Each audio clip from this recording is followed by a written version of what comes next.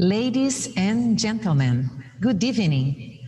Welcome all of you to the second day of activities on the first International Symposium of Music Education. This symposium is part of the Londrina International Music Festival, which is debuting its 41st edition. This international festival is promoted by the Department of Culture of Paraná State, the Municipal Department of Culture, the State University of Londrina and its Casa de Cultura, and also by the Association of Friends of the International Music Festival. The first International Symposium of Music Education starts its second day of conferences about the theme, the diversity of epistemological roots in music education. PhD researchers and professors from all continents will be sharing their knowledge with us in the aim of stimulating the debate around the role of musical education in human development, in the exercise of full citizenship, as well as in human rights. The first International Symposium of Music Education has the valuable support of International Society of Music Education, Brazilian Association of Musical Education, State University of Londrina, Federal University of Goiás. Let's proceed now to the first conference of today's schedule. The theme is Epistemological Roots in Musical Education, towards the decolonization of Nigerian musical education, with Professor Ezinkuma James Amajebe. To mediate, we invite Professor Graziella Bortze.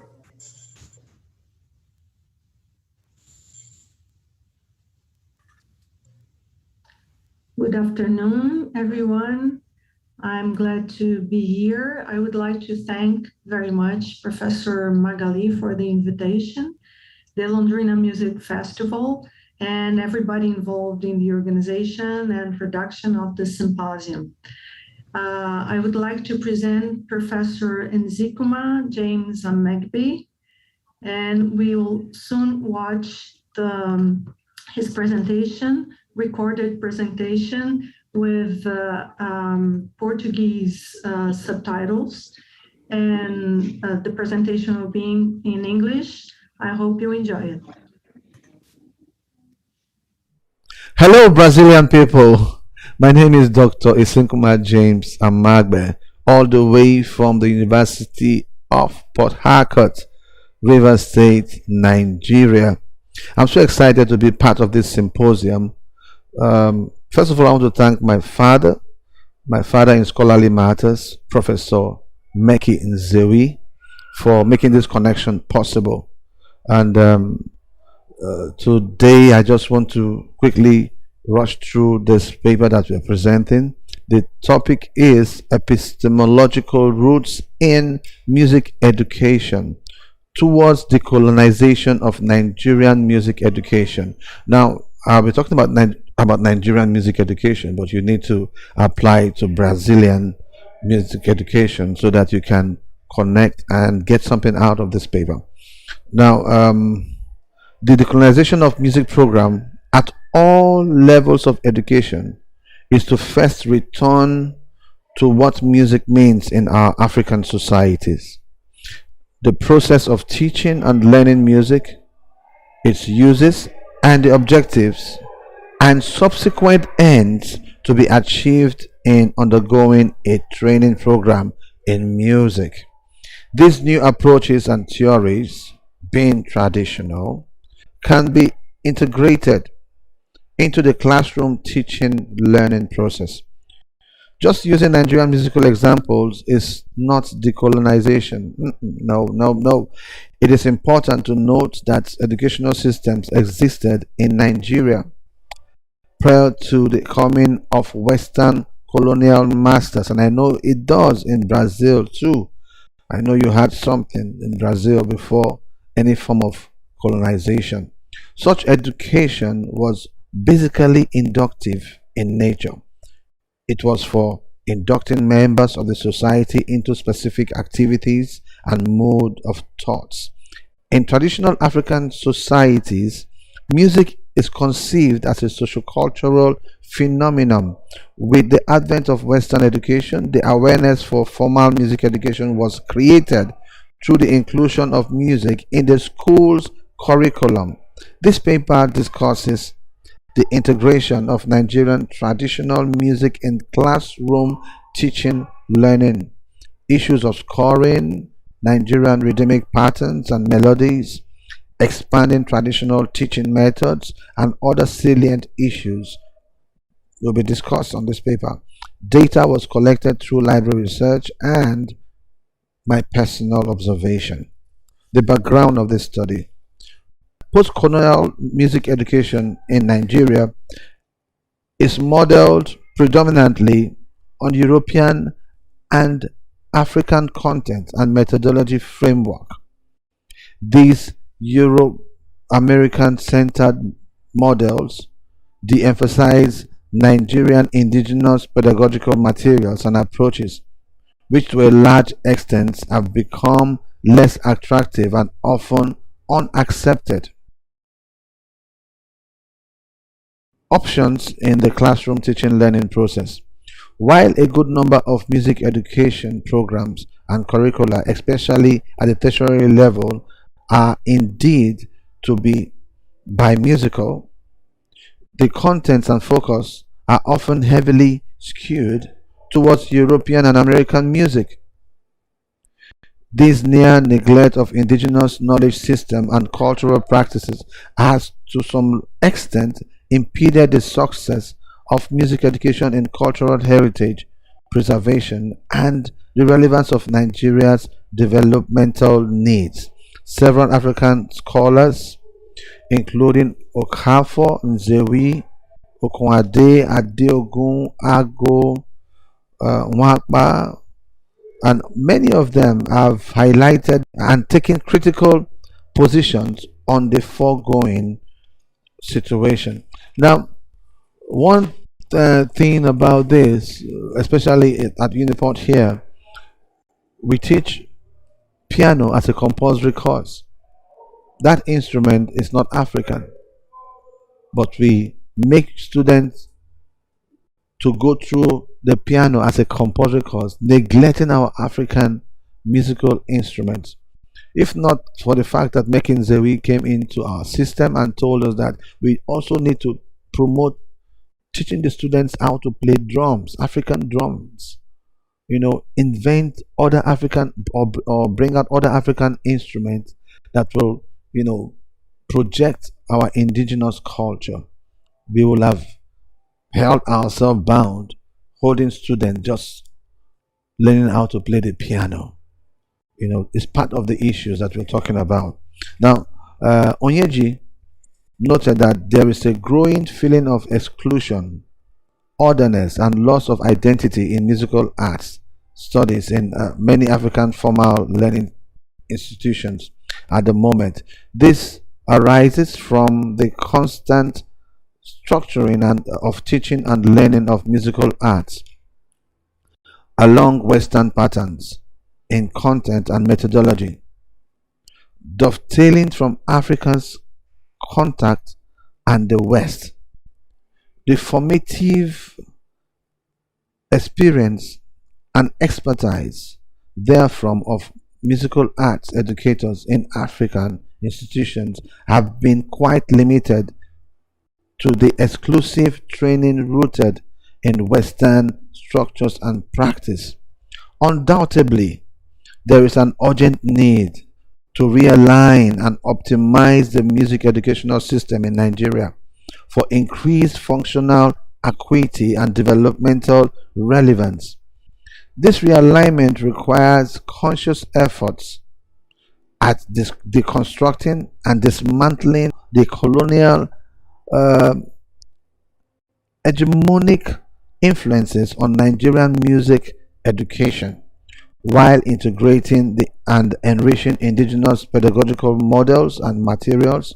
Daramola and Ayeyemi in 2008 and 2009 affirmed that the cultural vacuity that has already been created in Nigerian youths by the lack of access to traditional African music can only be redeemed if music education, with emphasis on traditional music materials in the curriculum, is given its pride of place. On its part, Adolo in 2005 adds that at the tertiary level, the music curriculum should be established on African music theory and practice, however, with an inclusion of music content of other cultures of the world. Our indigenous educational methodology had always given way to spontaneous creativity by way of allowing each individual to express himself in a collective manner. When students are given enough space, it enables the privilege of expressing who they are as regards creativity.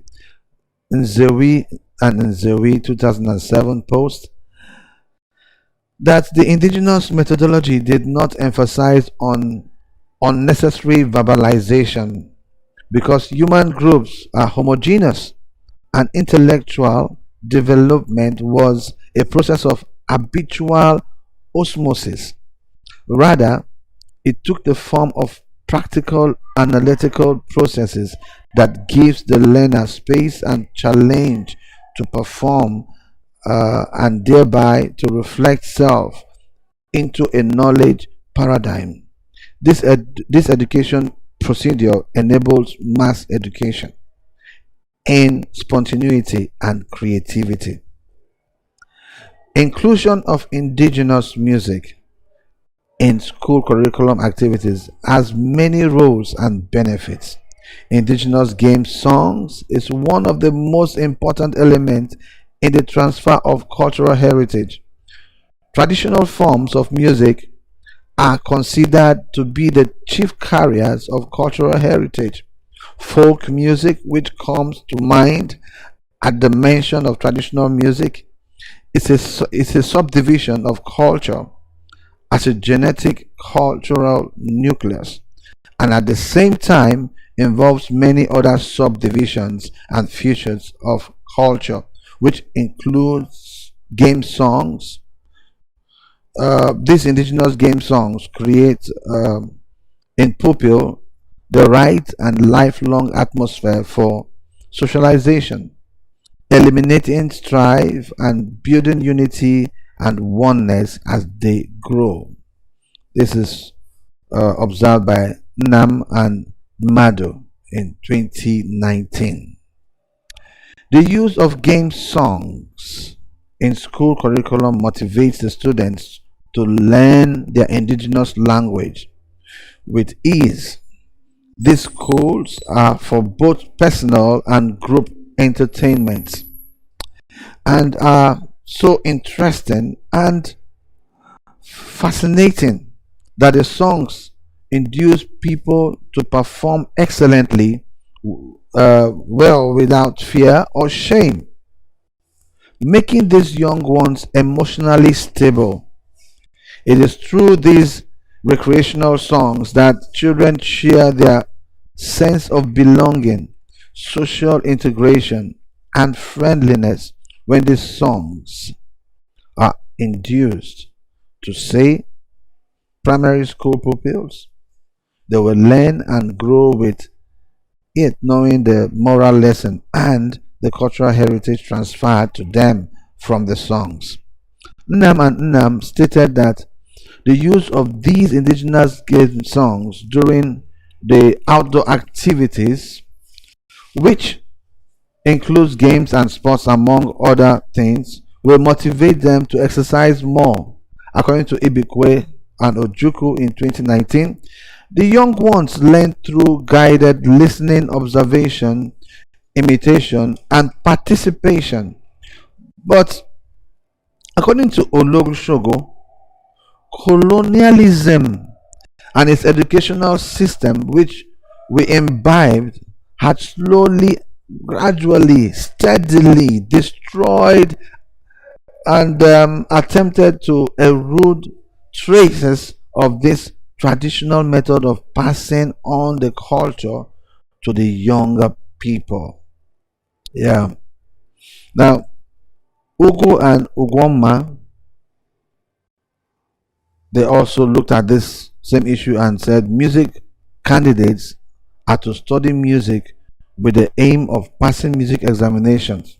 That's what they do. They just study it with the aim of passing, just to go through the system and pass the examination. But this is one of the Western mental colonization that is very strong in our psyche. Now, music as a cause or subject should be all encompassing and should not be particular genre taking the lead. Traditional music should be made to take a prominent place in our classroom teaching learning process, as this will help sustain our culture. Every time and place humans or culture collide, there is bound to be borrowing and imbibing of useful elements of each other's culture. You know, I belong to one group, and part of what I observed was whenever we move from our community to another community for competitions, dancing competition, dancing in terms of spirit manifest dancing, some of you call it masquerade. When we get there, by the time our group performs, you'll discover that we tend to copy by sight and by observation the dance steps of the other groups. When we get back home, something happens. During our practice, we just find ourselves adopting what we saw and what we observed. And that is what our indigenous system does to us as indigenous learning. It's by observation, by what you see and what you observe. We are free to continue borrowing, but that does not mean we should become enslaved. The call is to emancipate ourselves from intellectual slavery, but Mali calls it mental slavery. I'll tell you a story from a book I read, the story of Booker T. Washington. Booker T. Washington was a black educator, and he lived in America after the slave trade, that the slave period. He became a free man, and one day he was strolling through the street of I think it was Vienna, an all-white community, and a white lady just came out and said, "Hey nigger, come here." For him, he had already emancipated himself from mental slavery. For him, he's no longer a slave. But because of the mind he had, he didn't have that hatred for the whites. He knew who he was and he knew what he wanted.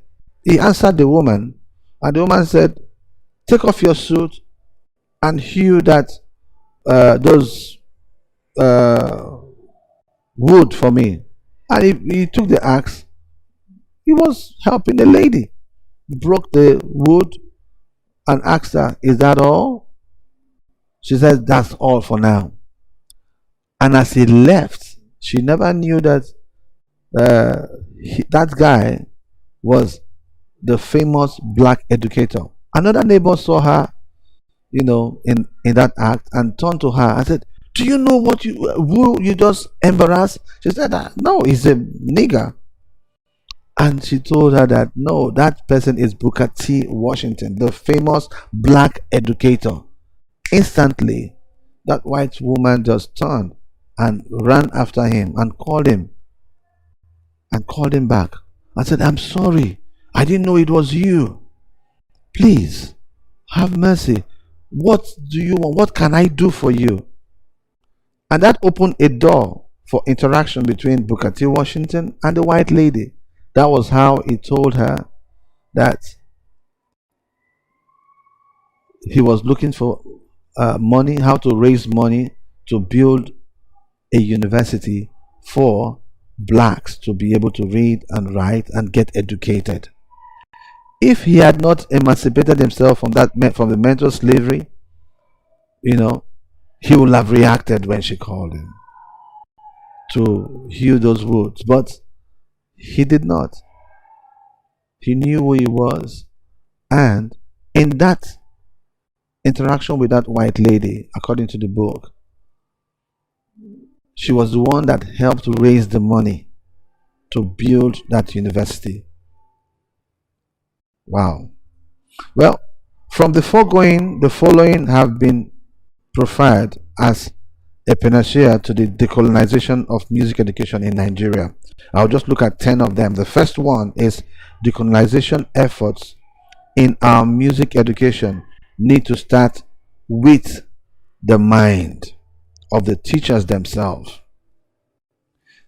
We need to emancipate ourselves from intellectual slavery. The false narrative about our African music and education prior to the colonization needs to be corrected in our minds. First, to enable us effectively transmit some of the pupils and students.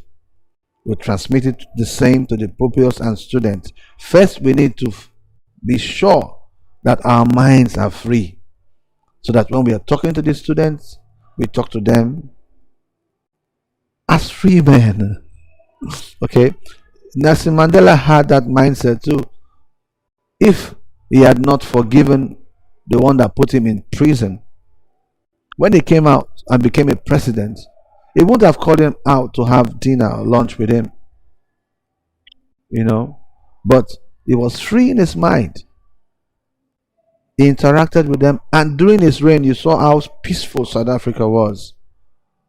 Well, the second thing I looked at is our indigenous teaching and learning models, including classrooms, paradigms, and structures, should be adopted as much as possible. We should adopt our indigenous teaching and learning models, including classroom paradigms.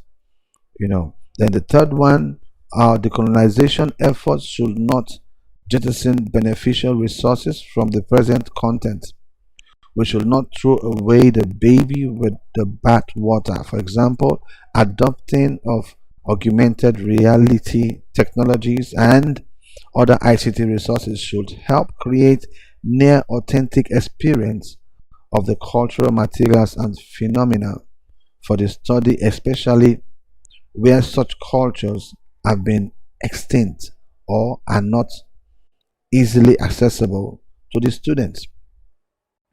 Sometimes we hinge on cultural practice without opening our minds to some developmental strides in the society.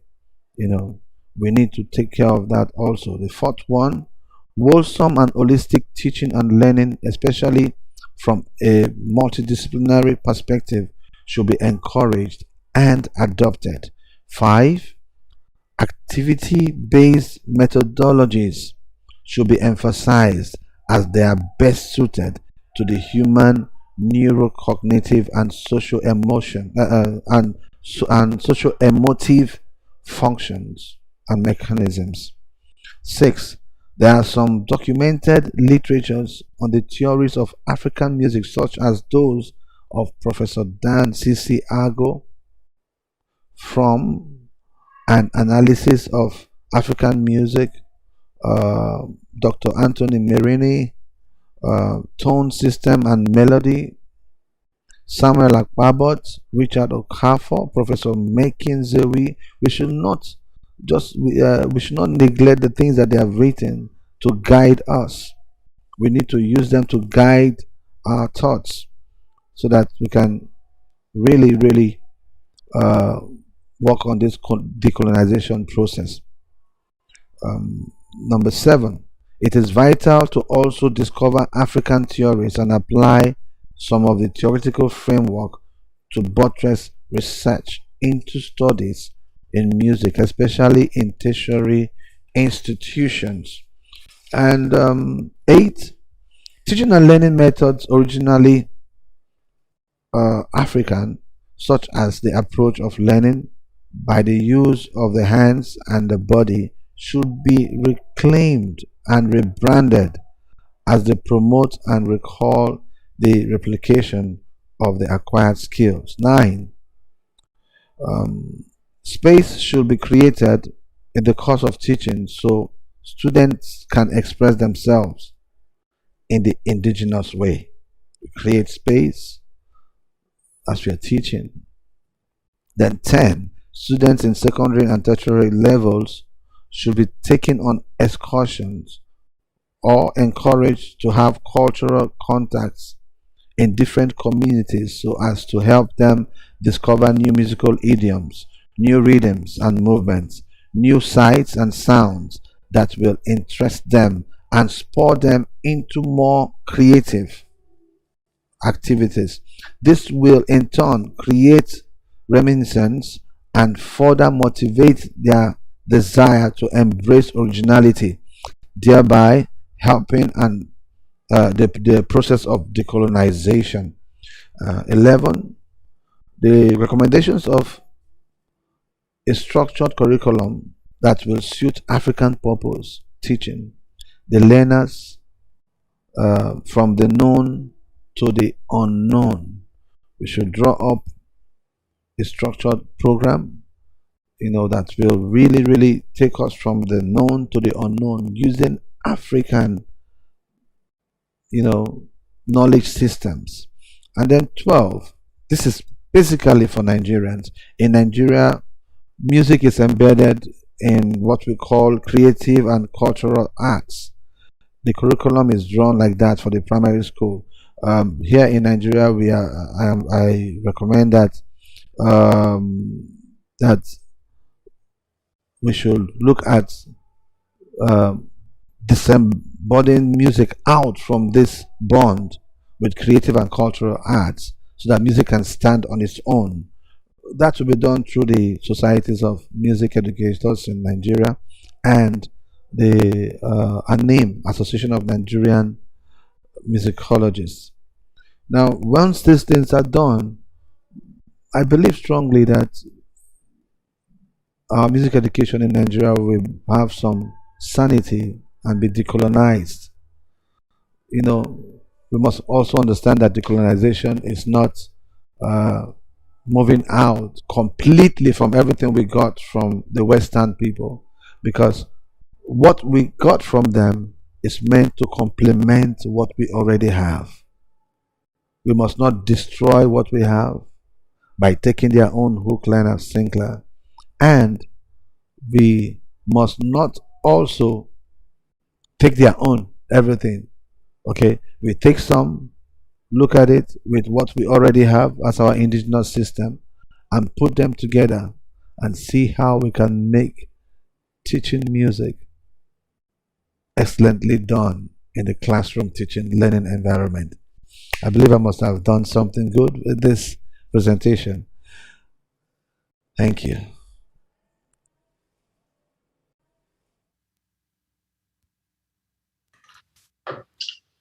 Thank you, Professor Nzikuma James, for your very nice presentation, your lecture.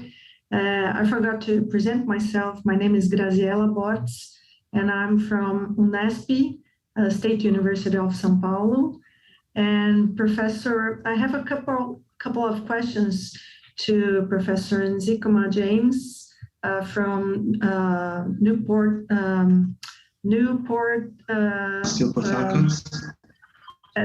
University of Newport, right, in Nigeria. New Portland. Port Harcourt, University of Port Harcourt. Oh, Harcourt. Okay. Thank you. And my first question is, we have just celebrated the centenary of the birth of the most important educator of Brazil, Paulo Freire, who conceived a philosophy of education based on the reality and cultural background of the students, independently of her or his age. Yet, despite several advances, our education remains very conservative and colonized, although we have advanced in some ways, not only in general education, but also in music schools, for instance, colleges, conservatoires, and even social projects that work with orchestral European music. What would you suggest for us in order to renovate our educational approach from the perspectives of your experience in the University of Port Harcourt or other experiences in Nigeria? Thank you very much. As I pointed out in the paper, we used to have difficulties. Students will come to learn how to play musical instrument. And when we started, we used to have only Western instruments, violin, the piano, guitar and all that. Meanwhile, in Africa, in Nigeria here, we have the drums, different kinds of drums. We also have the native flute, the one we call oja. And we have different instruments that we could teach and allow the students to specialize in, but we didn't put them in before. But when Mekin Zewi joined us, he pointed this out that it's not right that we neglect our indigenous instruments. So in Uniport, the first thing we did, after that, we took to that advice. And when we do our practical classes, we no longer force students to learn only Western instruments. They now combine with the djembe drums. They also combine by learning other indigenous instruments so that they can also bring out that quality, that Africanness, that indigenous spirit that they have. And it has helped us at Uniport. So I would suggest that we can look at those ideals that we have in our own indigenous system and introduce it gradually, not forcefully. You bring them gradually, and it will naturally take its place as we put them in. And did you have any difficulties and like resistance or maybe political resistance in universities and schools doing this? Or it was yes, of course. Very well, yeah. We had resistance. That's why I said you don't need to force it. The first time we tried it, there was this notion that why should we just introduce the drum? The drum does not have tone, that you need to use the keyboard to be able to get your tone scale and all that. And Meki taught us how you can use the drum to get those different tones. And gradually, with time, people started, coming up with, as we speak now, we have a lot of students in the University of Port Harcourt playing the djembe drums and playing other indigenous African musical instruments. One student in particular is even going further to learn how to construct a xylophone, the one that you use with wood, to get that done. There will be resistance, but you just do it gradually and let the indigenous music have its way. Thank you. And my second question is, we refer to an approach, actually you refer to an approach of learning by use of the hands and the body in order to promote and recall the replication of the acquired skill in teaching and learning processes of African music. In a book named The Sight of Sound, Richard Leppard analyzes a painting by Moliner called The Music Party, that contrasts the attitudes of a burgher's family playing music at the foreground with the peasants' fight at the background. And he says about the latter, they possess that, sorry? You hear me? Okay. Yes. So Leppard says, they possess what the well-to-do burghers had to surrender in exchange for their status and their art, physicality. So the peasants' movements are spontaneous and unpredictable, whereas those of the betters are planned and constrained. Do you think that while making classical European music, we at the bottom hemisphere of the planet surrendered physicality in order to change status? Well, sometimes when things are introduced, they come with sugar coating, and they make us tend to neglect what we already have, because we tend to see that this thing is sweet. But by the time you lick out all the sweet parts from a new thing that is just introduced, it's like a painting. When you paint a house, the house will look beautiful. But after a while, it will still come back to that old self. So if we keep nurturing our indigenous music, what we own, if we keep nurturing it and make it the real thing, not a second-class thing. We don't make it like the second class. We have a new thing coming in. Yes, we can draw some strength from that new, neglect our indigenous culture. It boils down to the curriculum you are using. What we advise, that's what we do, what we did at the University of Port Harcourt. We are reviewing our curriculum right now. And we are reviewing it to suit our indigenous music. Initially, in year one, that's in the beginner's class, there was nothing like African music at all in our curriculum. But we are bringing it in, and then we are making the students begin to learn indigenous culture and indigenous music the way it should be taught. So yes, Western music came in and we enjoyed it. We enjoyed what they brought.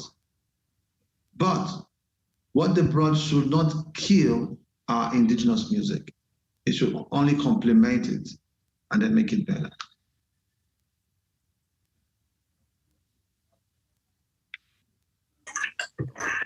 Thank you very much, Professor Nzikuma. I'm very glad to meet you, and I hope everybody enjoyed the lecture and the conversation. Thank you. Thank you.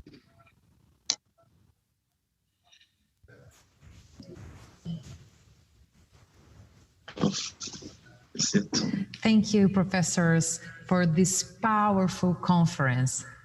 I advise our audience that questions must be written on Q&A. They will be answered by email. We shall start the next conference. The theme is the diversity of epistemological roots in musical education. Let's talk about decolonization. This conference will be led by Professor Meki Nzewi. To mediate, we invite Professor Vincenzo Cambria.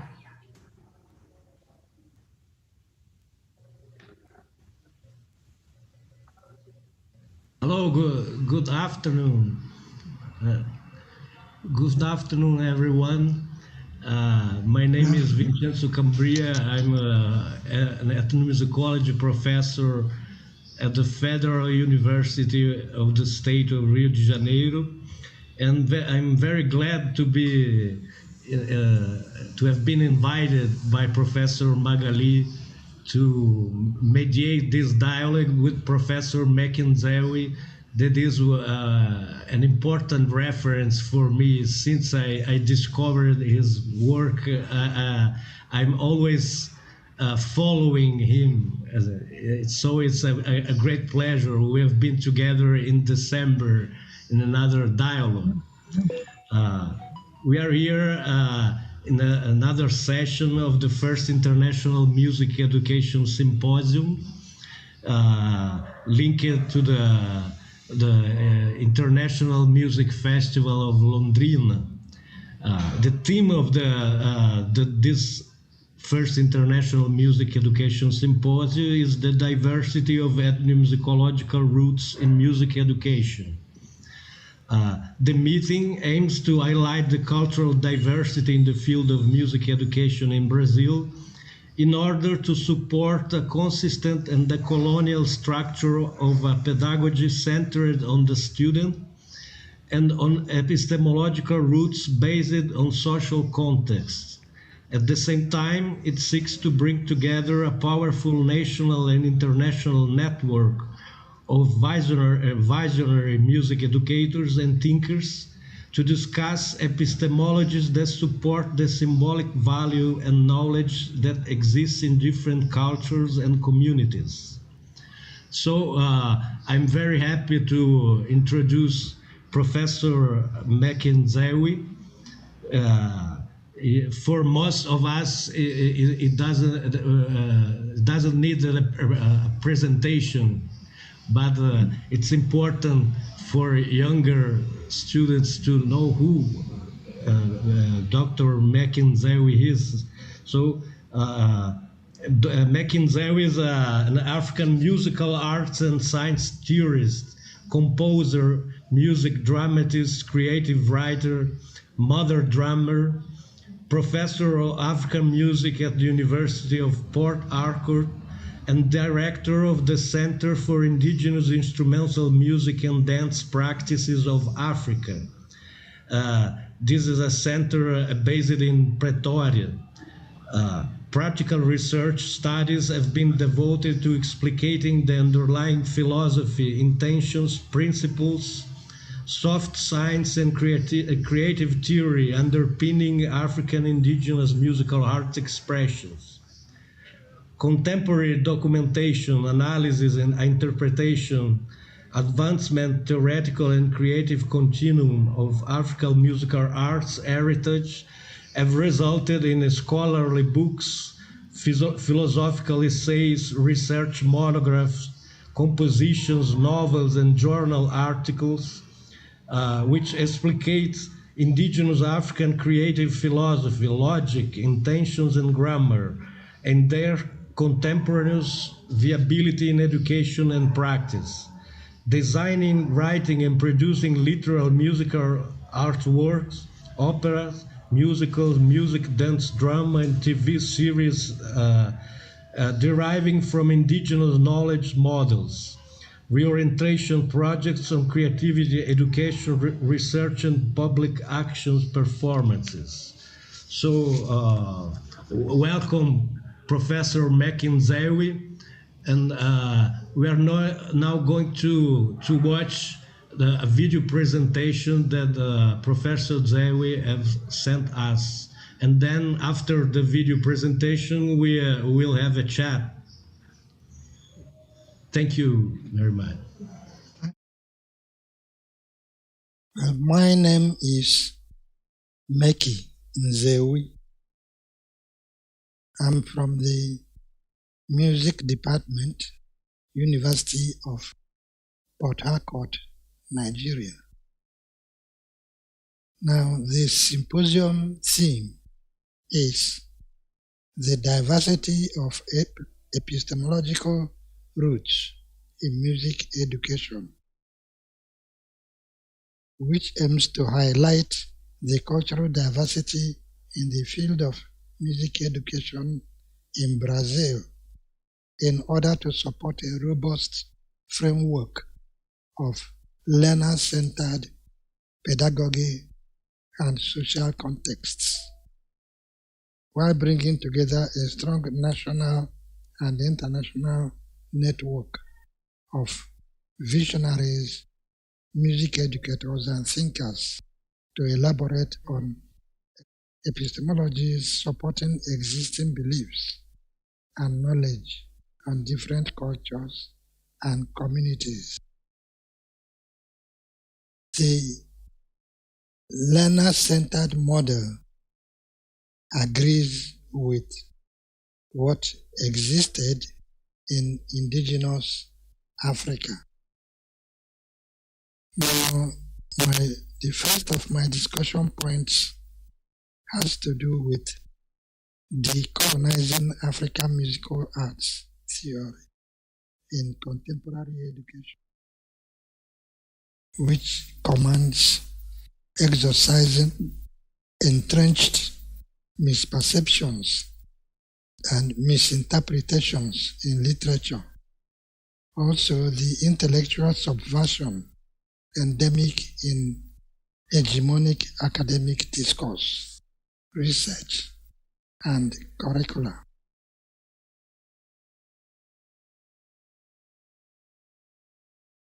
The African situation goes against the indigenous African experience. So that hegemonic imperatives subdued the indigenous methodologies and model of education, which, as I have stated, is learner-centered. 2. Africa and most other international musical arts theory, structures, and functional aesthetics derive from authoritative, original, transonic sensitizations and creative objectives.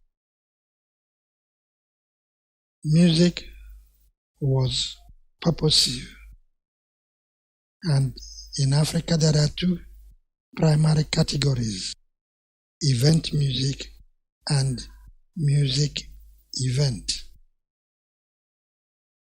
Event music implies that every music creation has a purpose which it serves, while music event is the occasional situation where people make music just for what we now discuss as entertainment music. So music was primarily functional in indigenous Africa, and music education was equally very functional. Point 3. Expressing or inculcating music through performative discourse instills knowledge in memory and reflexes. Theory is a systematic procedure. Theory as systematic procedure is not always verbal or written.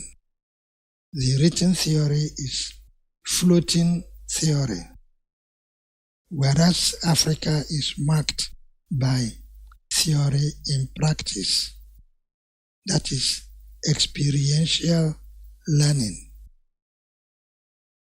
which we are advocating for modern classrooms.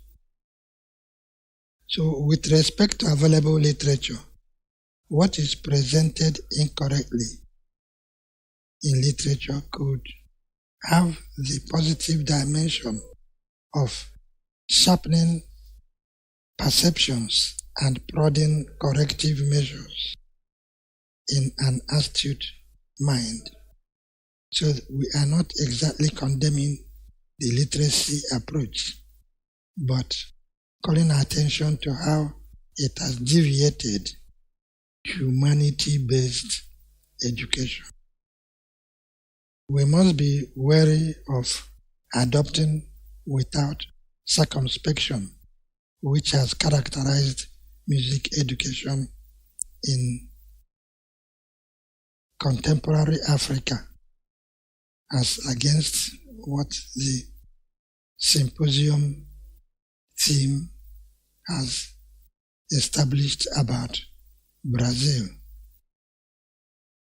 The Western scholarship prescriptions in studying and explicating non-Western mental civilizations and practices have, to a large extent, misrepresented the indigenous practices that characterized Africa.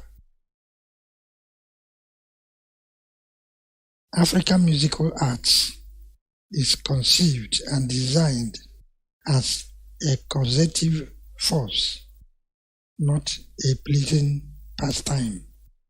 Music was not experienced in Africa as an entertainment pastime. Every music must achieve a purpose, and what is primary to every music situation is that it must make human. It must serve a human purpose.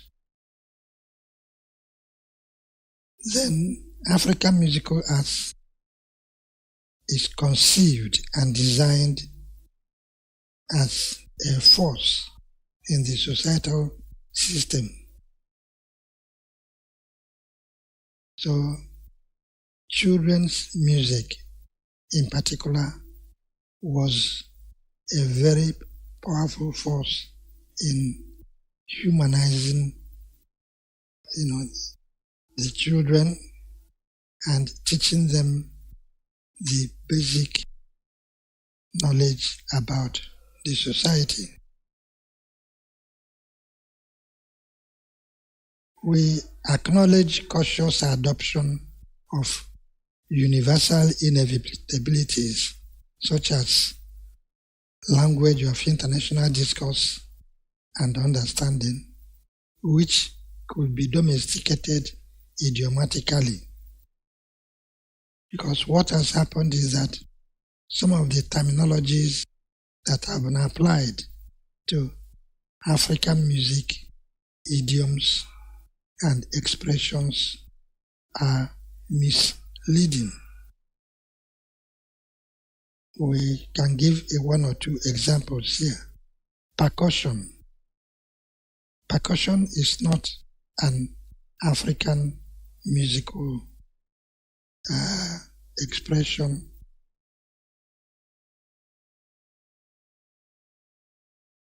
What obtains in Africa is melorhythmic expressions,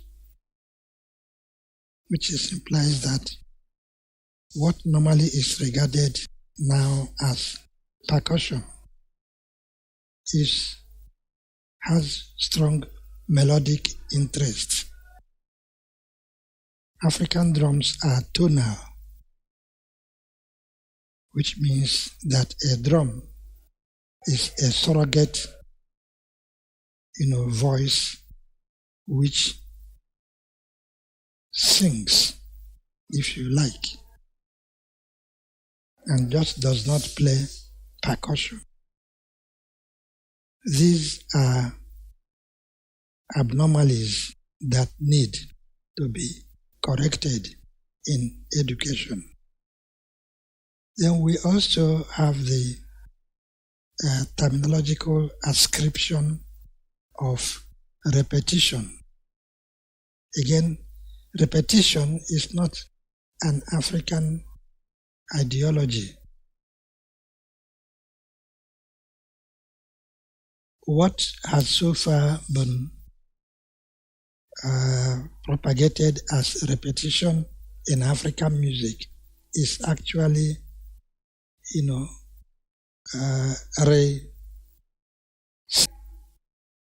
internal recycling,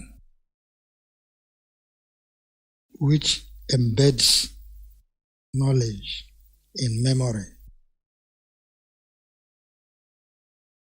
So these are abnormalities which have been sustained in education, deriving from misrepresentations of African epistemological inventions in musical expressions. And African musical arts is a cultural narrative. Here I might as well explain why in Africa we discuss the musical arts. Music is a symbiosis of the sonic, which is music, the dramatic, which is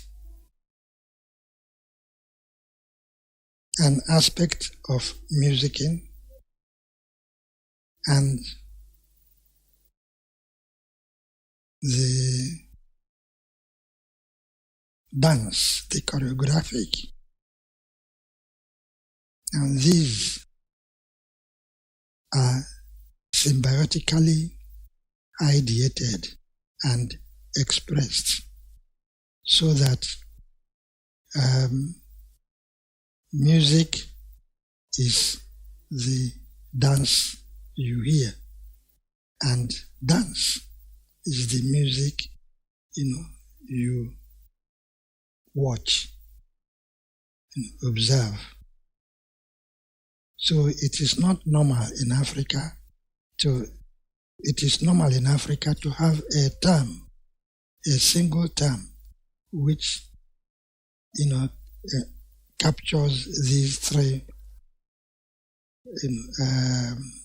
siblings that constitute the African expression. But these are not emphasized in modern classrooms because the Western terminological expressions have been imposed so that music is learnt as an isolated subject. Now, some of the problems that have been encountered in modern education in the musical arts is that of refinement. In Africa, what is deep, rough, and of bitter essence is strong and rewards health and active intellect, whereas artificial sweetening, coloring, and fertilizing are harmful and promote vacuous-mindedness.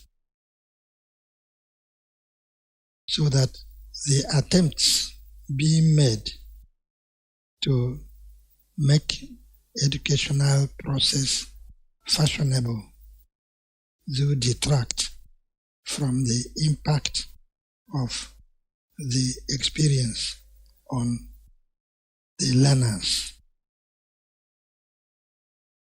So we also find that holistic knowledge integrity promotes intellectual security and lessens interdisciplinary tensions of micro-specializations now common in academics. A person in the musical arts has to be capable of expressing self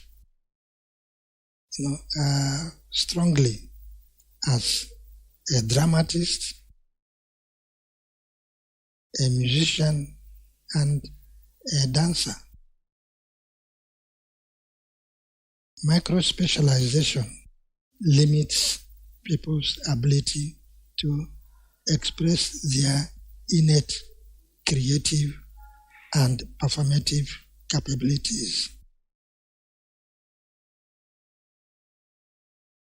And at the substructural level of creative philosophy and principles, African musical arts manifests common theoretical basics as structural formula of life and artistic logic.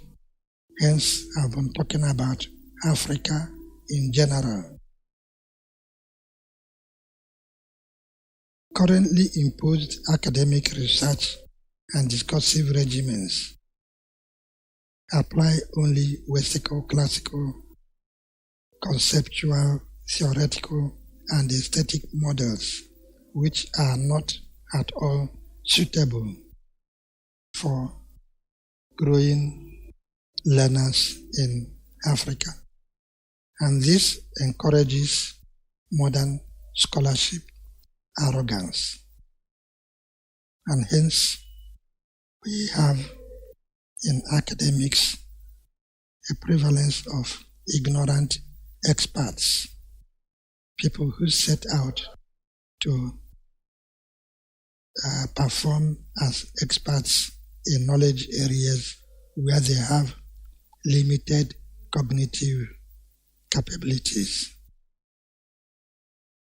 What I have been calling attention to so far are the decolonizing experiences that work against proper knowledge transmission in contemporary Africa when it comes to learning the indigenous knowledge, the cultural knowledge, which of course is needed because it is highly purposive.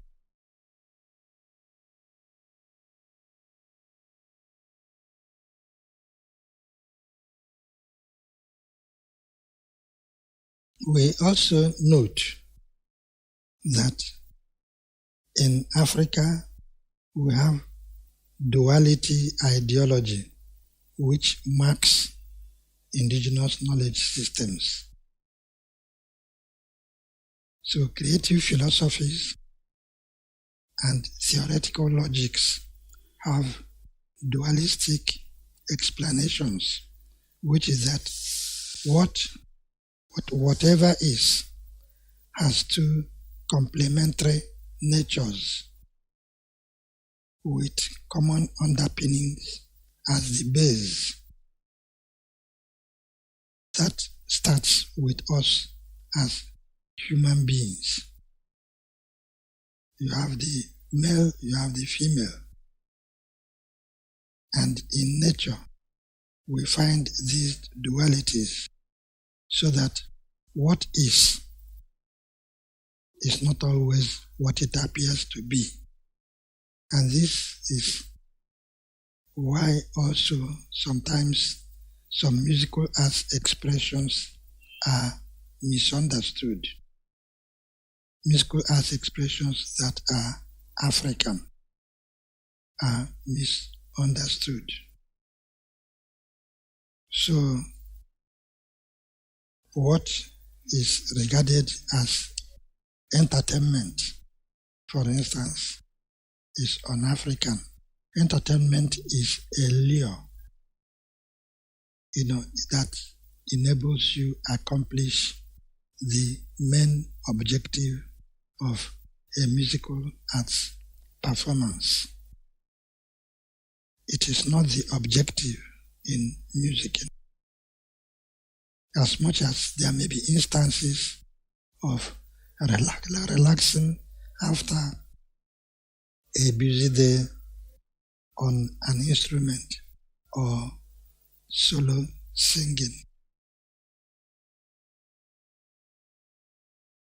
Now, when we talk about whatever is having two complementary natures, the two complementary natures have a common base. So that in the musical arts, sound in space, sound in life, levels of sound in space, you have the melodic in African music alongside the melorhythmic. I had made reference to percussion. African drums do not play percussion, they play mellow rhythm. Because what you play on drums, on African drums, you can easily sing. Hence, in traditional Africa, the drum was used as an instrument for communication in a community. Same goes with harmony. Harmony is not the precision of what we do on the piano, for instance. In Africa, there is mellophony. So the relationship, that is the way different tunes, notes, or levels of sound relate to appease the listener. Then we have also the issue of short and long triplets. Short and long triplets command gender emotions, so that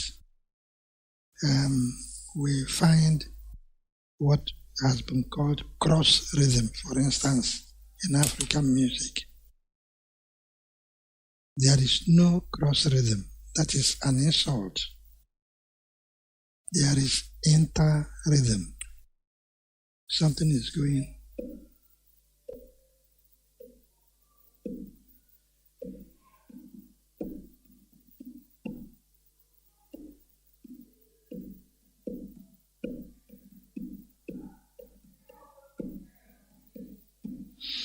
So we have triplets.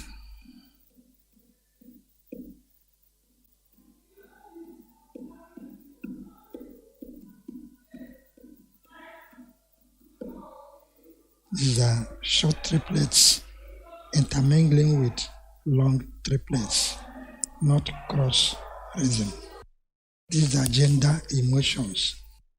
The gender emotions, the principle of duality, also mark the expressions we find in dance and organizing music procession. Hence, we have the primary metric systems in Africa, which are 12/8 and 4/4. 12/8 is feminine gender emotion, and 4/4 is masculine gender, emotion. So these are some principles that need to be emphasized in contemporary African education, because they have strong impacts on the humanization of young people who are growing up.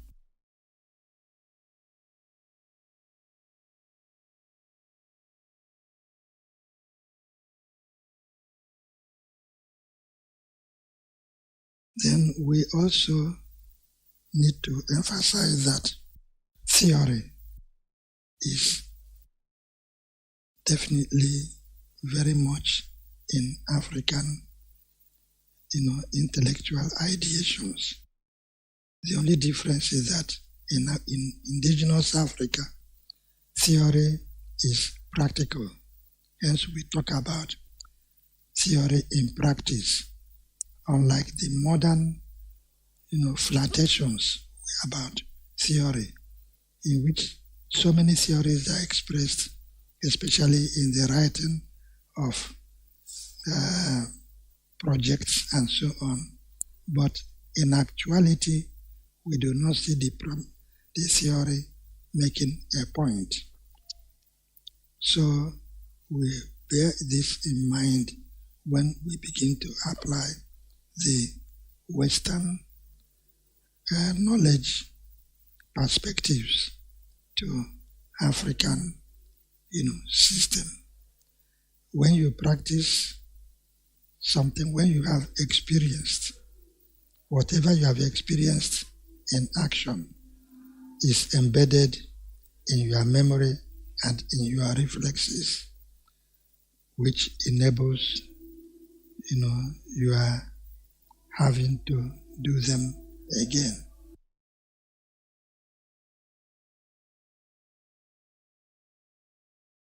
So we find that theory transpires as stimulation, through which starts from gestation of knowledge to the actualization.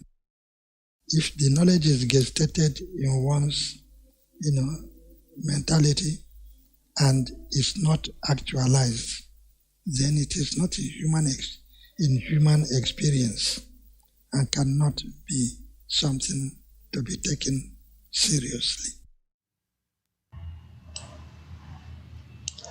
Well, thank you very much, Professor Mackenzie, for your powerful and inspiring presentation.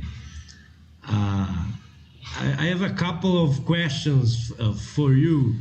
The first one is, in the field of ethnomusicology, we have practically abandoned the systematic comparison of the music produced within wide geographical areas, and more are analyzing the peculiarities of very circumscribed musical cultures.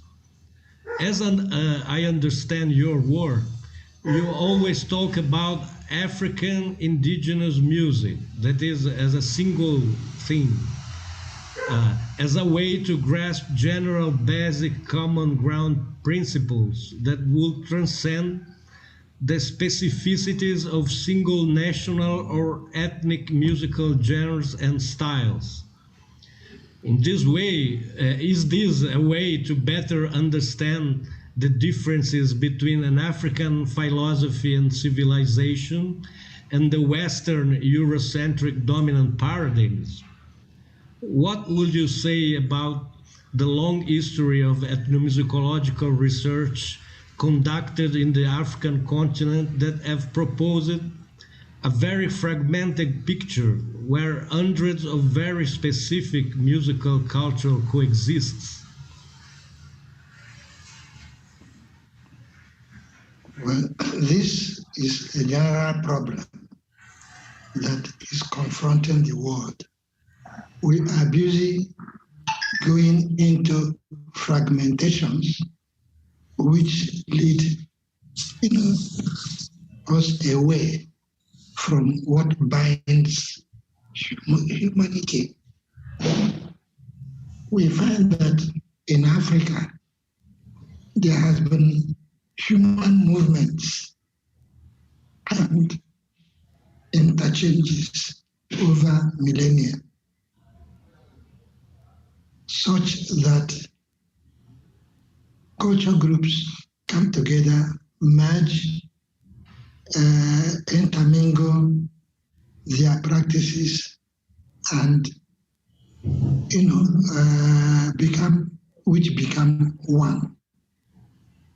So, and this has been going on for so long that there are fundamental principles of cultural practices we find in Africa,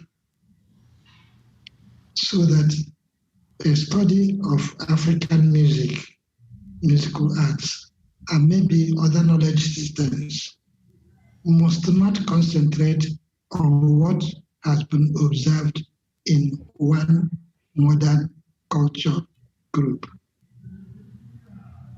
There are, at the substructural level, Africa has the same the same knowledge practices. It is at the superstructural level that we begin to have cultural peculiarities. So we find, for instance, that in music, almost everywhere in Africa, you'll find the musical structure something that is common and even beginning to get common also with non-African music. So what we try to emphasize is the commonness, because that will also begin to affect our instincts about the commonality of human beings. And that will help us to begin to transmit and inculcate one of the basic humanity purposes of music or musical arts in Africa. It is to build community and to call attention to the fact that we are the same human beings. I think that's what I have to put here, that there are commonalities of theoretical basics for musical practice that mark Africa. Hence, anywhere anyone hears a piece of music and it is African, you can always say, oh, that is African music. And then with deeper listening, when you look for environmental factors and so on, and language, you can begin to particularly identify culture groups. But your first perception says this is African music. And also, this is the same reason why you hear some Brazilian music practices. Before language comes in, you begin to get the impression that, come on, this must be in Africa, whereas it is in Brazil. But then when language moves in, you say, no, it's not Africa. So the point I'm making is the commonality of intellectual and creative, products, logics, which mark all African cultures. Great, very, very interesting.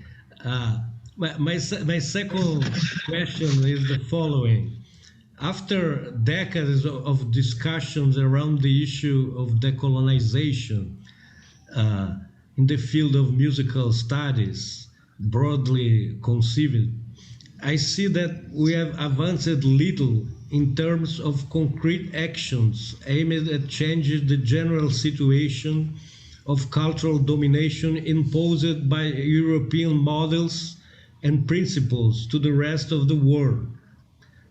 In other words, we usually continue to point out to the problem, that is Eurocentrism, without proposing concrete steps towards possible solutions.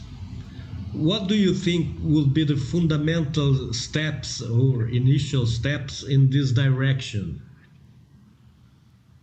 The first steps will be to decolonize the mentality of modern Africans. We are so busy copying Western practices, cultural practices, social practices, and so on, that we neglect our own human cultural integrity and social integrity, which enabled living together, intermarrying, and interrelating in indigenous, cultures. But the commonality, I just talked about common practices, common idioms of practices, which we need to emphasize. All humans are the same, and therefore, in education, we have to design curricula that will begin to inculcate in children the basis of, that is, consciousness about fellow humanity. And that's, to do this, we need to change the borrowed curriculums we have in our education system. We are talking about, positive action. We have tried to do this. We have, for instance, designed curriculum for primary education, secondary education, primary education too, secondary education and tertiary education, which emphasize, knowledge practice that derive from indigenous theoretical principles and humanity practices. But as I said at the beginning, it is so difficult getting the man to focus on achieving cultural integrity or imbibing cultural integrity in people who are learners. They don't want to listen. And unless, it is professional organizations that may find a way of getting them to pay attention, because music is such a powerful force that it organized, almost every aspect of social and cultural practices in indigenous Africa. And even, right now as we are talking, music still has that force. We have to think about any gathering or event in contemporary, very modern human practices, which do not have music underlining the process. They coming together, or music announcing what it is all about. So music is still fundamental, and we can zero in on that to begin, to persuade leaders, political and educational leaders, to pay attention to the indigenous origins, which are concerned more with building humanity, conscience and humanity consciousness in people's minds than parading music for sheer education. So attempts have been made, but nobody is paying attention to these attempts, because we believe that it is only when it comes from Europe, or America, that it will be something serious, for Africans, for instance. So the point I'm making is that efforts have been made, materials have been produced. It is now getting the modern African systems to pay attention to, cultural integrity, cultural pride, and the virtues of such, old practices. We believe that what is old should be thrown away, but that for me is ridiculous. We need to advance them, not develop, but advance them, not throw them away. Otherwise, we are destroying our, human space and our human relationships.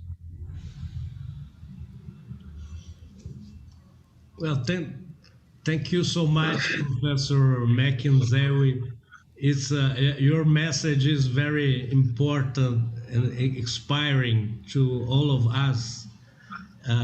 I just wanted to say personally and on behalf of the organization of this symposium that it's a great honor to have you here with us.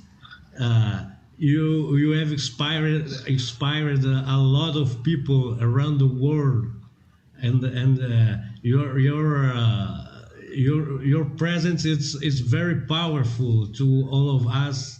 And I strongly believe that international dialogues on these matters are very important to build together alternative ways to deal with this problem, that it's a world problem. It's not just a problem in Africa or in Brazil.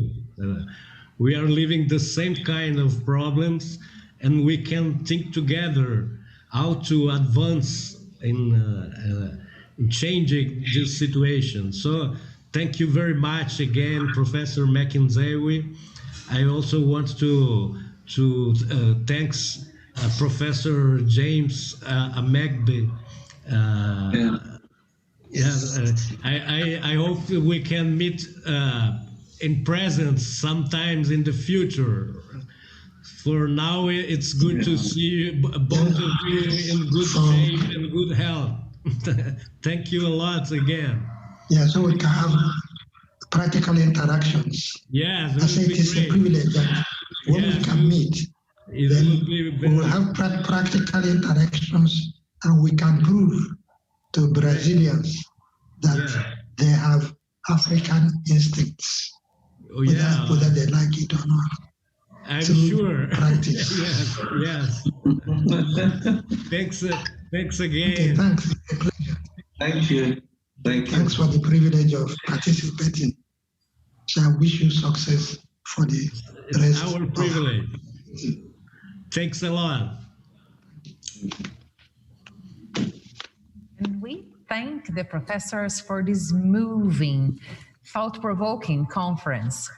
And if you are watching us and have questions, please write them on Q&A. Continuing the first symposium on musical education, we are going to start the discussion panel. The theme is Politic, Ethic, and Musical Education. We invite to our virtual room the professors Carla Aguilar, Lauren Richermi, Magali Kleber, Flavia Cruvinel, Luciana Casagrande, Superintendent of the Department of Culture of Paraná. And I pass the floor to Professor Sandra Oberoi, who is going to mediate the panel. Thank you, Livia. Well, we are so glad that this evening we are joined by a panel of exceptional, beautiful, wise ladies. They are people who have played a key role in defining music educational practice within their respective communities and whose vision is for change to be perpetuated. I think this talk today, during our panel discussion, this will address widely two important questions. Why are educational inequalities, and typically in our space, music educational inequalities, so powerful and so resistant to change? Is change possible? And if so, what is the role of the critically engaged music educator? This session is about taking all those key ideas that have been presented and suggested over these past 2 days and bringing all of that into a well thought out plan. Before we go any further, I have to introduce these lovely ladies to all of you, beginning with Luciana Casagranda, pardon me. She's a committed visual artist by training, but a living example of painting great ideas across the political landscape while simultaneously encouraging key stakeholders to have an open mind related to aesthetic paradigms.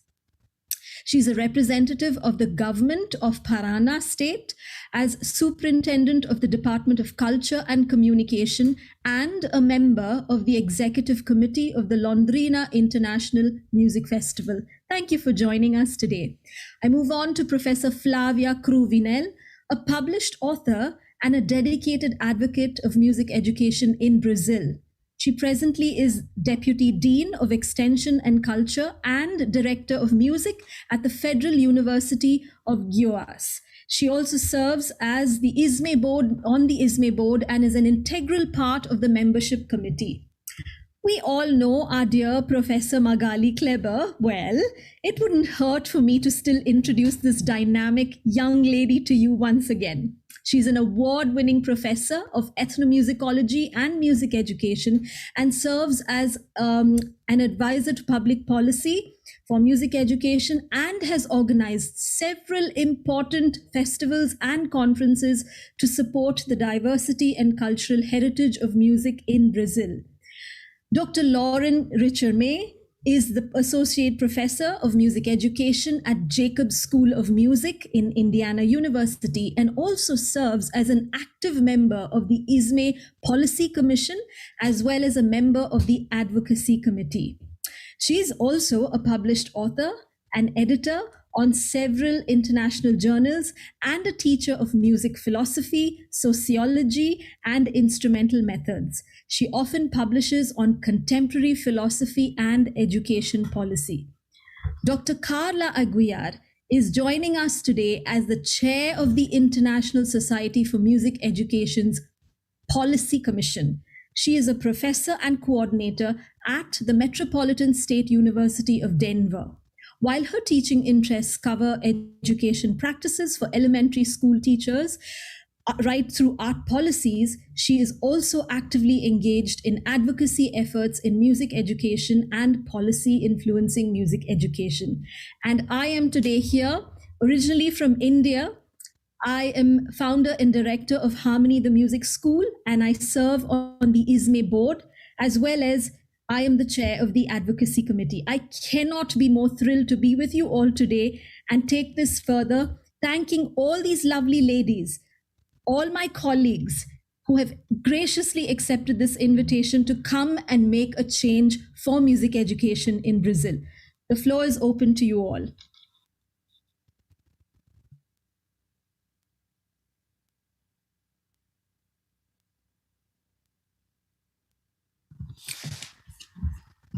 Luciana, you can go first. And she will be speaking to us today in Portuguese.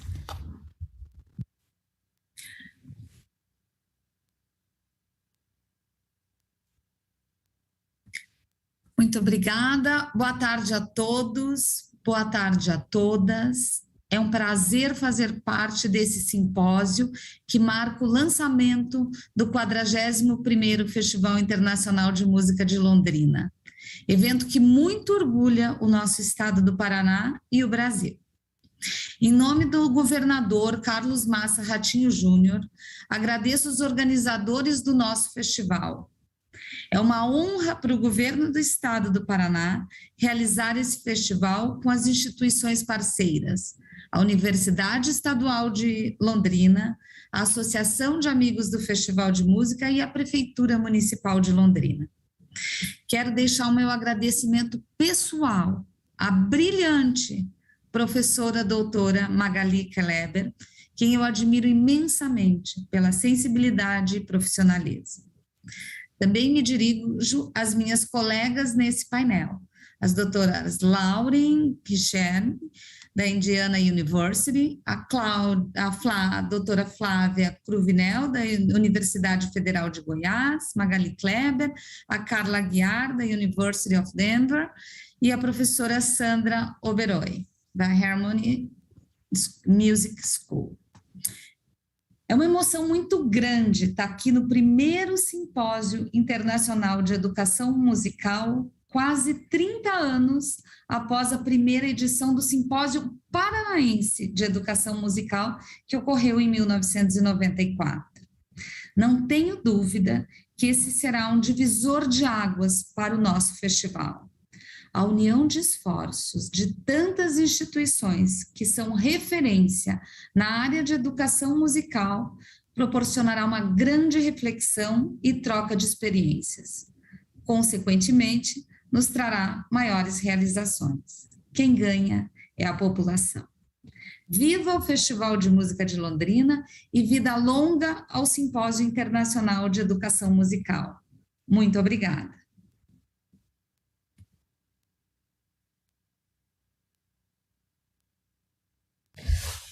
Professor Flavia, I invite you to please speak now. Good evening.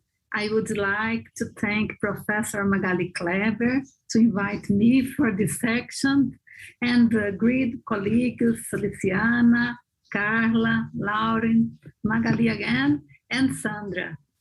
I am Flavia Provinel. I am professor of School of Music at Federal University of Goiás.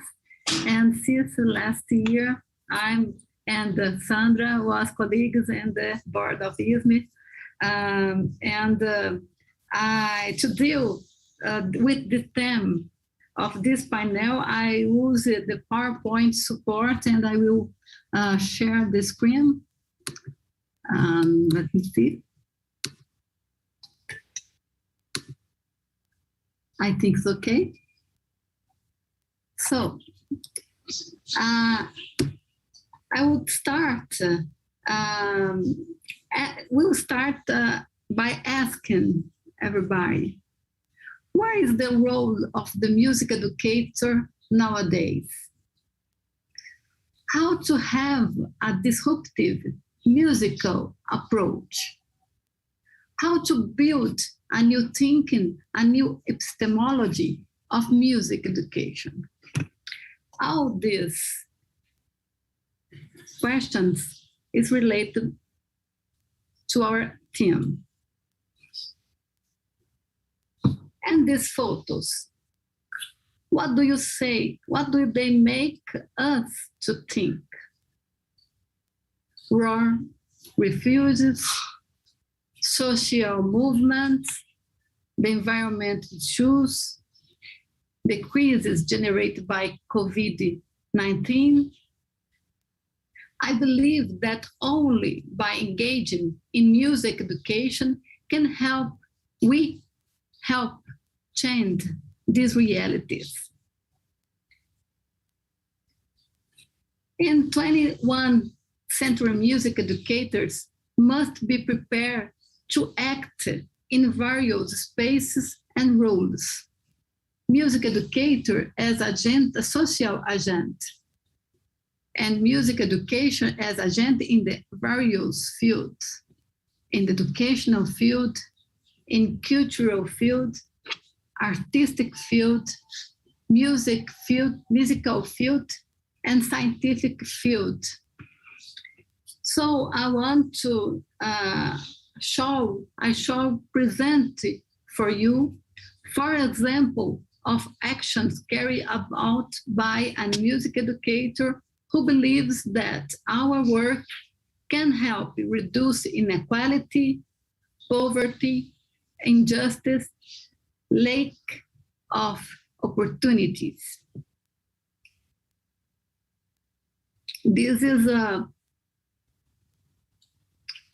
cultural network of public institutions of higher education in the state of Goiás.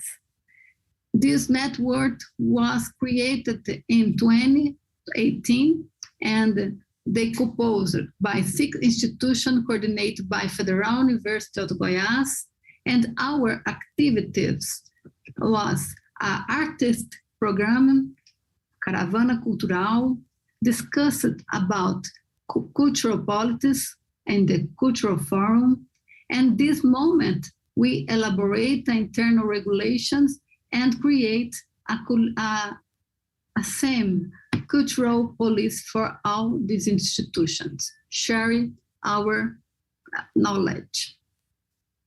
Another example is a national forum for cultural management of higher education institution called For CUT, created in 2017. In the 5th edition was coordinated by Federal University of Goiás with collaboration of IPESGO Cultural Network. In this forum, we have 69 institutions participated, and the main goal is strengthening cultural policies in universities and sharing experiences. Another example is a Latin America Arts and Cultural Roots, created last year. Is an integrative platform created to connect the artistic and cultural production of these universities and countries linked to Association of Universities of Grupo Montevideo. This project is coordinated for us, Federal University of Goiás. And now the challenge is we will be responsible for coordinating this for music and artistic instruction for the agreement with the government of state of Goiás and Federal University of Goiás. A Philharmonic Orchestra of Goiás, a professional orchestra, an orchestra network of Goiás for teaching and children and teenager music, a school of future of state of Goiás in arts, Basileu, France. This one has a performing arts, dance, music, and a lot of arts involved. And the Technological College in Arts, La Bibi Fayad, in another city, is a Catalan from at state of Goiás. So my reflections are just a little intervention. I think the culture as a symbolic territory of disputes and representations has a complex structure in the field of production and network. The music educators as a social cultural interventor, I believe in this.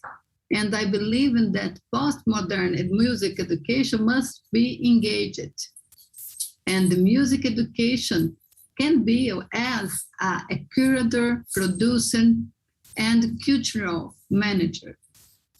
I think the collaborative work in a network helps us to construct of a structured basis for formulations of cultural policies and for the music education too.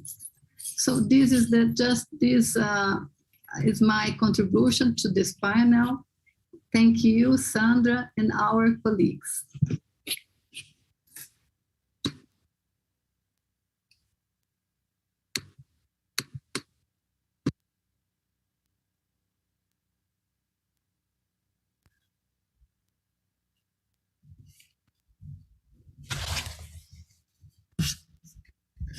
Professor Magali, we invite you to the floor.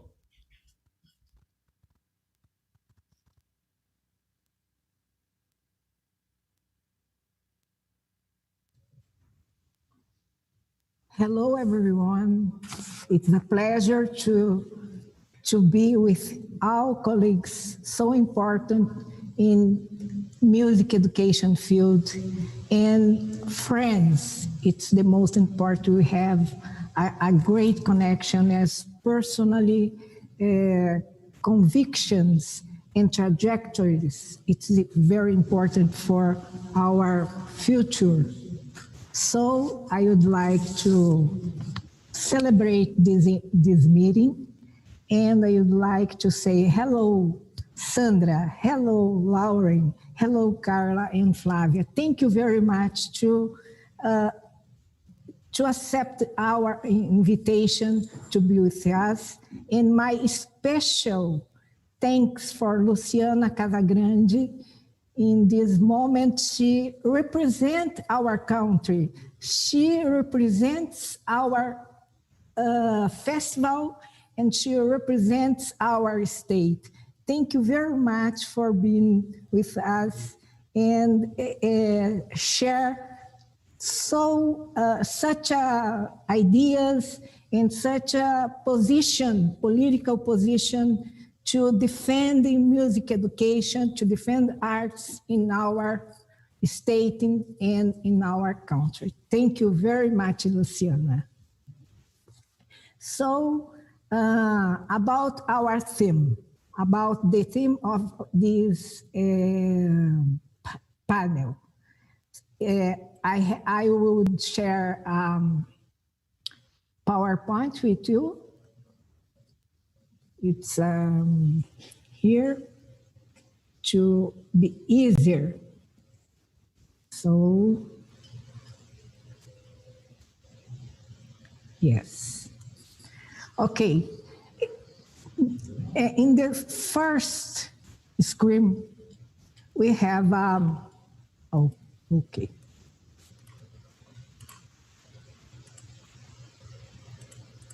I have a great help here. You know, this logo is so important. We discussed with our visual artist about this logo. It's important to represent our idea about this first International Symposium of Music Education, because everything is important to our goal. Our goal is disrupt, as Flavia talked to us. It's a very hard task. We could see in the speech of Dr. Mack and Dr. James, how is hard to disrupt the colonization in our country. And it's about our subject, the diversity of epistemological roots in music education. Yesterday, I talked about what means roots in this sense, and I would like to repeat because it's very important to understand what we want in the future. What is our task in the future? When I say roots, I mean it that in the sense of the immutable nature of an object. It's the base, the principle, the origin. In its figurative sense, root is a word that transmutes itself in the emotional feeling between someone and their place of birth, their culture, their values. We are talking about survival, the necessity of nurturing it, and providing a favorable environment for its flourishing. It's not easy because we have a colonized society here in Brazil, but we have 60% of Afro-descendants living here. We have the indigenous people that are almost disappeared in this country, but now we have a very strong movement. So we need to embrace this task because we are educators. We need to do this task because we have responsibility on this. I am a public servant. So all my career, I dedicated to public policies because I am public servant. My money comes from the government. I need to give to the society this important task. I have this commitment. So it's about this this logo is a movement. It's never stopped. When I die, it is continuing this movement. My colleagues, my students will continue this movement. Yes, and I am moved with these words. I am very moved, and I am improvising. I have my PowerPoint, but I am moved to talk about my emotion, my feelings, because my feelings moved me to do that. It's hard sometimes. I say, oh my God, I won't do this again. But when I am here in front of you all, I say, it's important. I need to do that because I have the power, you know? I have the power in this moment. I could do that. I should do that. I should organize this festival with my colleagues. So I will share 2 screens and finish my talk because my time is over. So here, about the challenge in Brazil, I would like to say that we don't have the solution to music in the schools, in the curriculum, but we are working hard to do that and work to construct an open curriculum, a Brazilian culture inside this curriculum. The next is about Londrina Festival that I am the pedagogical director. This is, as Luciana said, the most important festival in Brazil. So we have a great responsibility with public policies and this subject to amplify the culture, the epistemological roots of culture in music education. So I can do that. I have the power, as André de Quadros said yesterday. So let's go.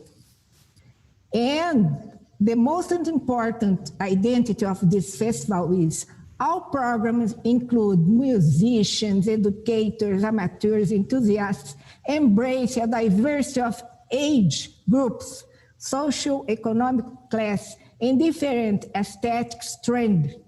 Therefore, it's an event based on Brazilian culture diversity involving communities from all Brazilian regions. And about myself, you know, I am involved with this commitment. And then I said that I am a director, pedagogical director. I have the power to to construct every year a new curriculum. So I have this condition because it's free.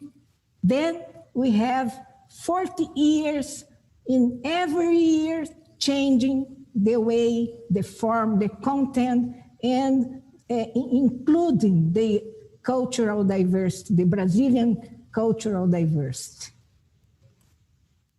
And I would like to emphasize that the contextual perspective of this empirical field reflects the complex nature of the pedagogical music process when it's understood as a field that offers the possibility of learning and teaching in different aspects of social reality. The pedagogical process also addresses and promotes intersubjective, cognitive, and affective relation. And then I believe in social transformation by valuing diversity. So we need to go on with this task, with these beliefs that we need to do, we believe. So it's my message. I am grateful for your presence, and I am very moved to have the opportunity to share with you my feelings, my deep feelings. Thank you very much. Thank you, Sandra, for your support. Thank you, Flavia. Thank you, every colleagues in this panel. Okay. Professor Magali, we want to thank you that you have shared from your heart. We just now heard the three ladies, the three colleagues from Brazil. They spoke from within the country.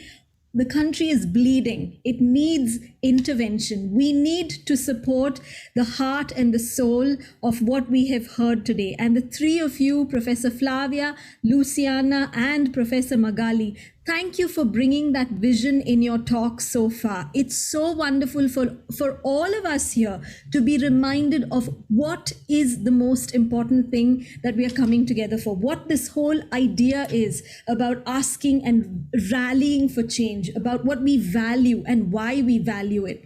And now I move on to invite our two colleagues from the United States who will bring their wisdom to us, sharing how they have been involved in projects that have seen success. So first, I'd like to invite Professor Lauren Richerme. The floor is yours. Thank you very much, Sandra, and thank you all colleagues for sharing your stories with us. It's an honor to be here and to learn from you. And as an outsider, I will just say that it is my role, of course, to support you and to listen. I think more than anything I can possibly give. I'm just so enjoying and honored to be a part of this. I will share that my background is in philosophy, as you heard, and that I bring maybe some theories that I will give to you, not that you might take, but that you might interpret in light of your unique circumstances and do and alter and draw on them as you see fit. So I will share my screen right now and just provide a few ideas.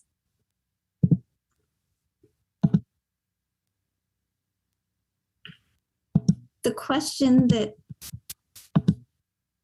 I was asked to engage on in this panel was this: how might Brazilian music ed policies should or could have a stronger network in the international context to impact social inclusion? And what a wonderful question, and what a huge question. And the first thing that came to mind when I read that was some framework from Thomas Green that talked about the rank order of interest or of political arguments. And he talked about the idea that the state, if you can frame things in terms of being good for a state or a nation or a government, that is the strongest interest, followed by the aggregate of individual or parental interests, followed by societal interests, and followed by educational goods for their own sake, unfortunately being a very weak argument at least in a political sphere, even if that is what we as many music educators tend to value. So when I read the question that I received, I thought it was interesting thinking about social inclusion and how I am so tempted to frame it as a societal interest or as an educational good for its own sake. And yet I know in a political arena that is not always the most powerful way to frame social inclusion. So I invite you all in Brazil and in other contexts to maybe consider, is there a way that social inclusion can support the state or can support a local government? Is there a way of talking about it in those terms that could be helpful to you as you speak with policymakers and potential other advocates? In the United States, that's not always the case, that social inclusion is not necessarily something that the state or the government sees in its interest. But what has been effective in my experience is more talking about it from this second strong perspective, and that is from the aggregate of individual or parental interests. That parents in the United States really want their, and this might be more true of, say, diversity, but I think that's a related question to social inclusion, that parents want their students to be around diverse music making and diverse people, and they believe that for economic reasons and for future just life ability to communicate, that that is actually a good for their children. And so if you can tap into powerful parents and powerful individuals that believe in that value from a selfish perspective, unfortunately, that may have more political traction because they want to do it for themselves and their own offspring. And that may end up having societal benefits, even if it's not immediately obvious. So that's one idea that I put forward. The second is that Carla and Sandra and I have talked a lot about the idea that policy is always local, and that the wonderful international perspectives you're hearing here, the joy is not in taking them and implementing them, but to ask what similarities might work in your own context. So I encourage you, perhaps a couple of examples, to think about what are the nearby countries or cities or communities that have thriving arts programs. And again, this comes back to the selfish interest, perhaps, that people want to compete and they want to not be outdone by their neighbors, so that can be a powerful policy argument. And that communities that may be in similar ways, even if they are on other continents or different parts of the world, perhaps in terms of economics, or they have a similar schooling system, how have they worked to build inclusive programs that are decolonized? There are certainly examples in Canada of Indigenous music practices being put back into schools. And those might be starting places if you're looking to include more Brazilian music and to decolonize. Those might be great communities. And similarly, communities with similar musical interests or aims, that if we are trying to get out of a Western European limited perspective, that who is doing that and how might we learn from the policies they implemented, not so that we adopt them, but so that we see the process they went through and adapt it to our own needs. And the last thing I'll talk briefly about is that there are many ways to talk with policymakers. Often we think of using facts, and that can be helpful. It is always good if you have facts of how many people are participating or other measures of music's impact on people of all ages. Certainly involving people in music activities, as the wonderful stories we're hearing today, can be impactful too. But another thing when you are talking directly with a policymaker that might be helpful is storytelling. And I'm just so inspired by the stories we're hearing today, that you are all such good storytellers already, and thinking about how you might frame that to a policy maker can be an interesting task. And I'm always inspired by this work from Marshall Gantz, who was one of my mentors at Harvard and does community grassroots organizing there. And he talks about what he calls public stories.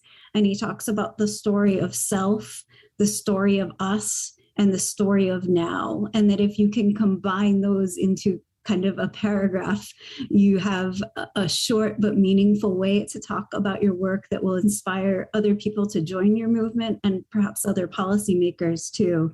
So the story of self might be something like, I was called to do this work because I was excluded or my music was excluded. What inspires you to do this activist work? So the story of us might be something like the arts bring people from diverse backgrounds together to make social change. That's the we, the moving from the me to the we. And then lastly, the story of now. Sometimes in policy, when we talk in broad language, policymakers say, oh yes, someday. There's no impetus to do it in this moment right now. And what we need to give policymakers is a reason that it has to be done today. So if you can point to a recent event, increasing political polarization that I know is going on in many countries throughout the world, my own included, or a specific hate crime, unfortunately, some tragic event, or as speakers were talking about earlier, COVID-19. Why is COVID-19 perhaps a moment, a story of now that we need the arts more than ever? So thank you again for welcoming me here. I'm going to stop sharing my screen and I look forward to the discussion. Thank you, Lauren, for the very, very practical advice that you've offered us today. I'm sure we have lots to take away. And finally, I invite Carla Aguiar from the United States, who will bring her wisdom and stitch everything together today by what she's going to share with us. Thank you. Thank you, Sandra. Thank you, colleagues. It is my great honor to be here with you. Very exciting to see such a strong panel, especially of all women, supporting music and music education in the United States and Brazil and on the international scene as well. As was noted, I am the current chairperson for the Policy Commission for the International Society for Music Education. And a lot of my work stems from a policy perspective and thinking about policy. So as I was listening to our presenters earlier today from Nigeria, and also listening to my colleagues talk today, I was thinking about a couple of things that stood out to me. And one was about disruptive music education. So how do we disrupt music education, and how can we look at that and from different perspectives? Maybe from a policy perspective, we're looking at disrupting music education. I think one element that often gets overlooked in engaging with policy is asking the stakeholders for their thoughts and ideas and what they want out of the work that the policy could support or help with. So my very first thought about disruption in music education when I thought about stakeholders was with students. I think often as educators, we come in to a space, a learning environment, a classroom, in a powerful position, and we make decisions for the students.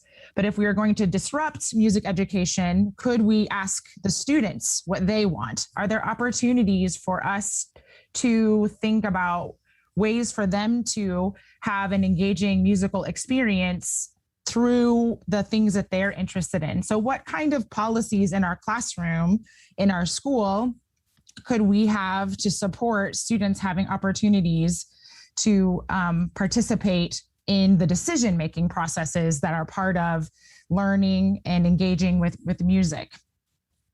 I'm really interested I'm doing some reading now on critical pedagogy. So this comes from Free Ray's work, and I'm reading one of my colleagues, another colleague from the United States, Juliette Hess's book called Music Education for Social Change.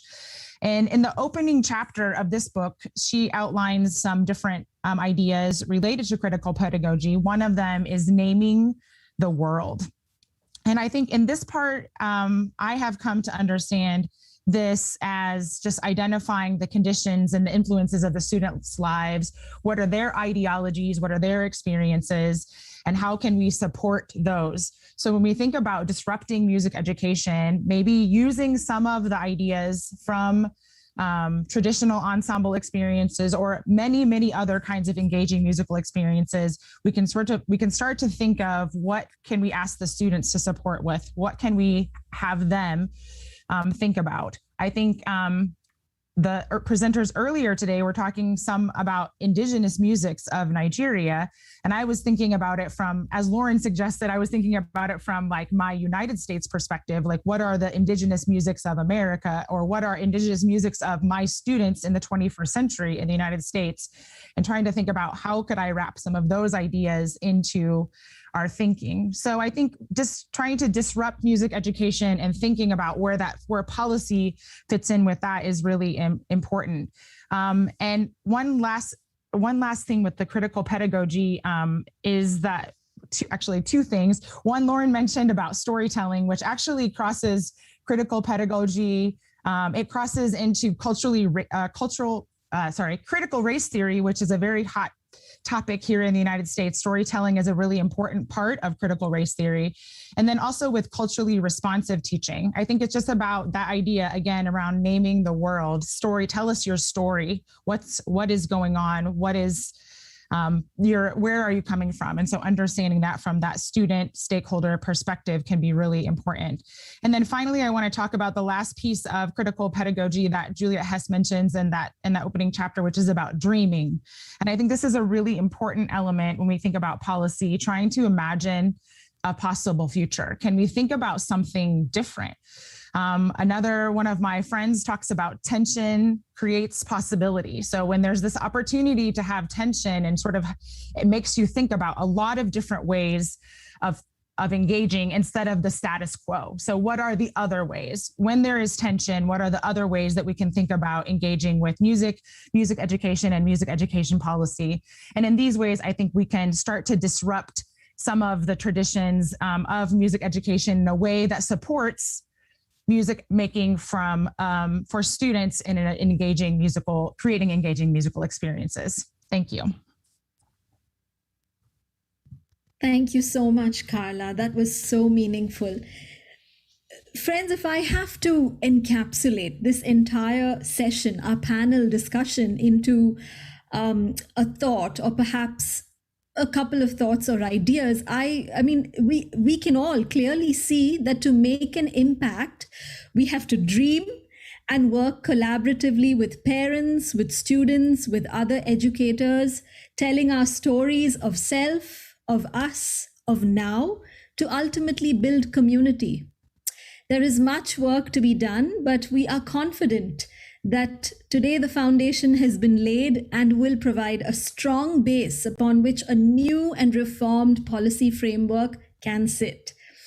And I have to say that we could not have done this without our fantastic speakers throughout both days, and today with all of you colleagues who have given us your time. Thank you so much.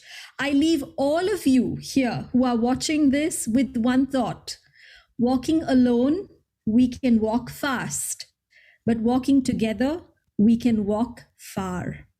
Thank you very much.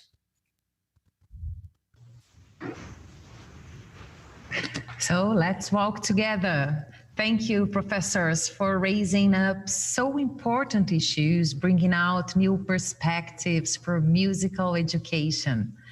Before we finish this wonderful event, we hand over to the executive committee composed by the professors Flávia Cruvinel from the Federal University of Goiás, Magali Kleber, Pedagogical Director of this International Festival, and Sandra Oberoi from the International Society of Musical Education, who I invite to start the speech. Sandra, please. Thank you once again, everyone. I've actually just said what I had to say from my heart. But again, I want to remind us that this whole idea came about with just a simple thought. But you see, Magali could not do it on her own, and I could not do it on my own. Neither could Flavia do it on her own. We had to come together. with the support of so many exceptional people behind the scenes, so many who have worked tirelessly day and night to stitch this entire conference, to stitch this entire symposium together. We could not have done it without your support. And today we know from the bottom of our hearts that we are just overwhelmed with emotions, that it's just pride and joy that there is so much to be done and that you all are here. The time is ripe, the time is now, and things will change. Thank you everyone for joining us. You took time to come out today and to be with us because you care, because you want change, because we all want change. So we thank you that you took time, that this idea of policy change is big. It means something to you and you are doing something about it. The first step you have taken is to even want for something different. You have wanted it and you have come here and you have heard and you have listened. And I hope that these 2 days have left you with new thoughts, with disruptive thinking, right? And ways to come up with new ideas, to think of philosophical ideas, to have an open discourse. So we invite you again, come share what you have to say with all of us, because as I said yesterday, all your thoughts are pieces of this grand puzzle, and we need your voice to be heard today and in the future. Thank you very much.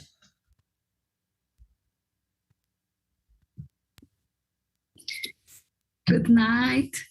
I would like to thank Magali Kleber once again for inviting me to collaborate for this first International Symposium of Music Education, Sandra Oberoi for cooperation and help. I hope to meet all of you in the next year.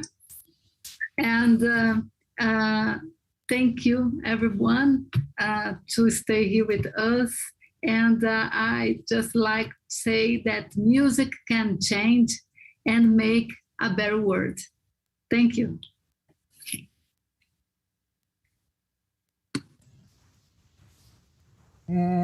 My time to say thank you, everyone, but especially Sandra Oberoi, Flávia Cruvinel, my great staff that is here with me all the time, day and night, as Sandra said us. It's true. Day and night we were working on this task. And at the end, I am very happy with the result, because we got to embrace the cause. And I think in this symposium, we constitute a great international community. Now we have a great international community that will be spread in the world, because you have an interinstitutional network. It's not about people or personally. It's interinstitutional network. It's very strong, very potent network, and very potent dream. We can dream, we need to dream. So my last word is thank you very much for everyone, all the professors, all the mediators, and our staff, and you that are the audience. I hope this symposium can make us more credible, more stronger in our beliefs, because we are educators. We have a great responsibility to next generation. So in this moment, we close the doors, and next year we will be again to change ideas, to make this network stronger, and with a great international community. Thank you very much.